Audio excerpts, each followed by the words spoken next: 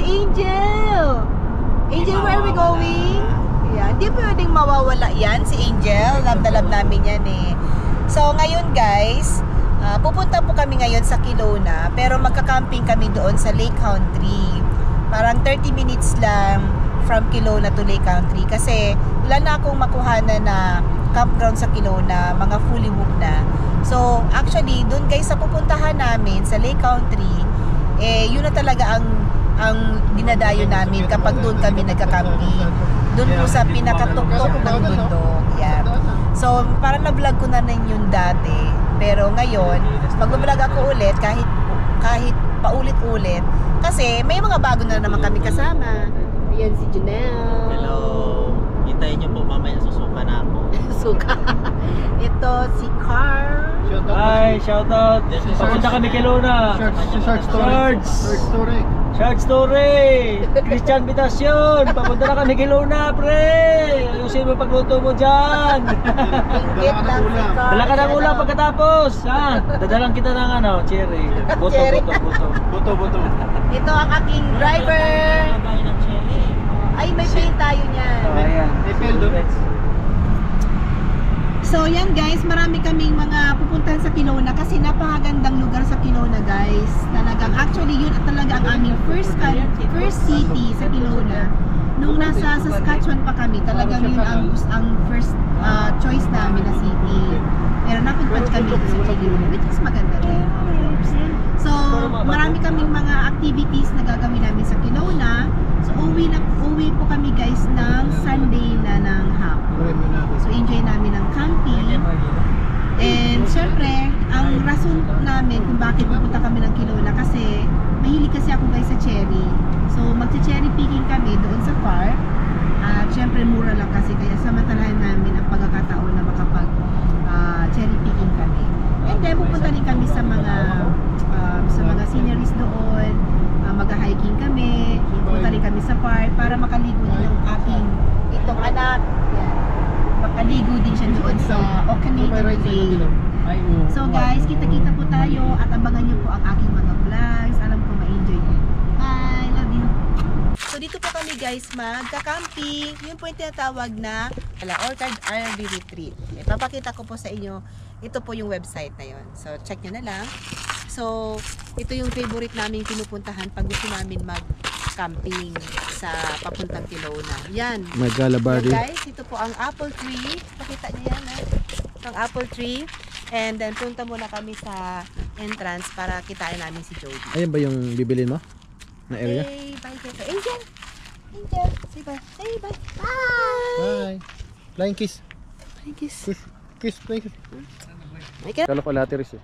Guys, andito na kami guys sa camping site. Mamimitas kami ng Aratilis. Ito Aratilis guys, ito Aratilis dito sa Canada. Aratilis guys. Ganito lang kami dito guys. Apple yan. Ay hindi. Crab apple. Buongon. Pumilo nga. Pumilo. Crab apple. Hi guys. Susuka lang pero di susuko. Maganda. Nakapag-check-in na kami guys. So binayaran ko lang $70. Good for 2 nights. Yan. So sa ngayon dito kami nilagay ni Jody, yung may-ari ng farm. Kasi ni-request ko na kung pwede sana malapit sa punong kahoy o yung little bit cooler kasi yung mayroon kasi akong 3 years old. Yan. So usually kasi guys yung itong backyard nila sobrang laki, may mga apple trees, and usually yung mga nagtitent dito, nagka-camping dito, more on RVs. Ito yan. So more on RVs. So malapit kami guys dito sa apple tree. Yan, ang daming apple. Guys. So hi guys. So alam nyo ba guys, 3 years ago, nag-camping din kami dito. Same spot. Nung time na yon, 3 months pregnant ako kay Angel. So, sabi ko nun sa asawa ko nun, nung habang dito pa kami, 3 years ago. Sabi ko, sana paglabas na ng anak natin, camping tayo ulit. Yun, natupad. Kaya ngayon, ito na si Angel. Nakalabas sa tiyan ko. balik kami ulit dito. So,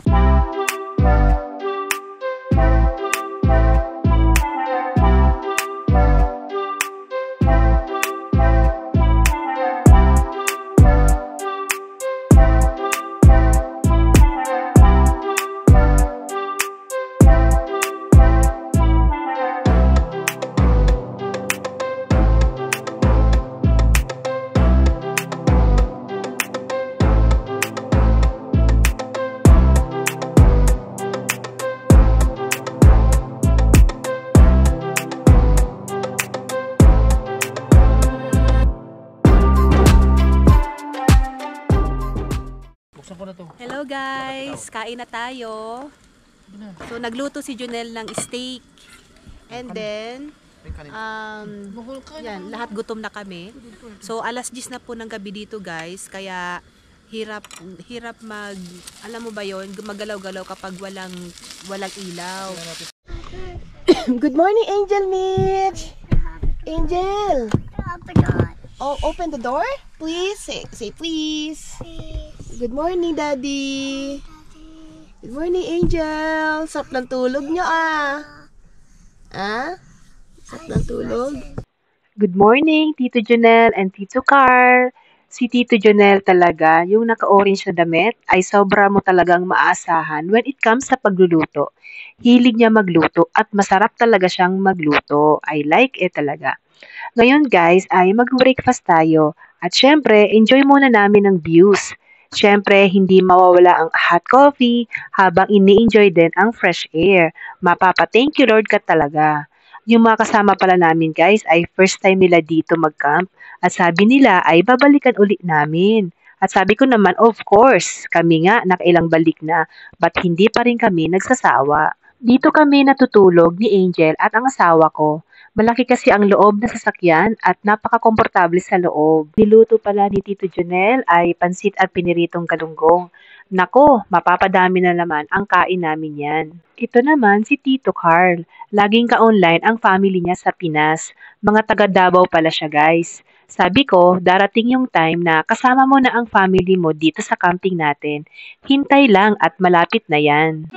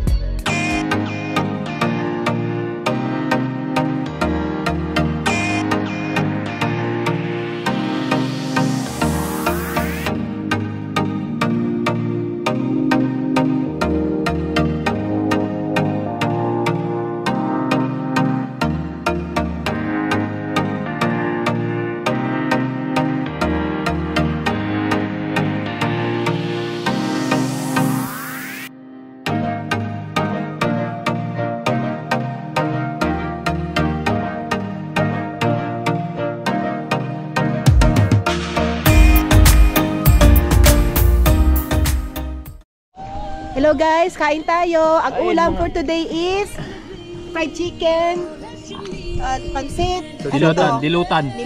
Sarsyado. Bisaya, sarsyado. Ang mga nagluto itong mga tatlong lalaking magagwapo. Thank you so much. Ang aming chef cook.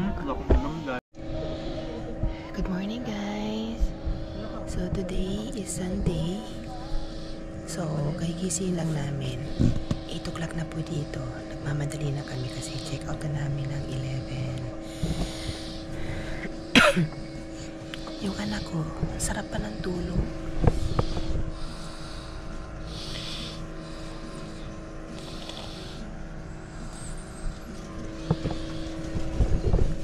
Dito kami guys natulog sa sasakyan kasi mas gusto namin dito kaysa nagtitent kami. So, ayun. Nilagyan lang namin ng trapal sa may salamin para itong batang to makatulog ng maayos. Ayaw niya kasi natutulog ng may liwanag. Gusto niya talagang fully madilim. Kaya hindi lang tulog niya. So, almusal muna kami.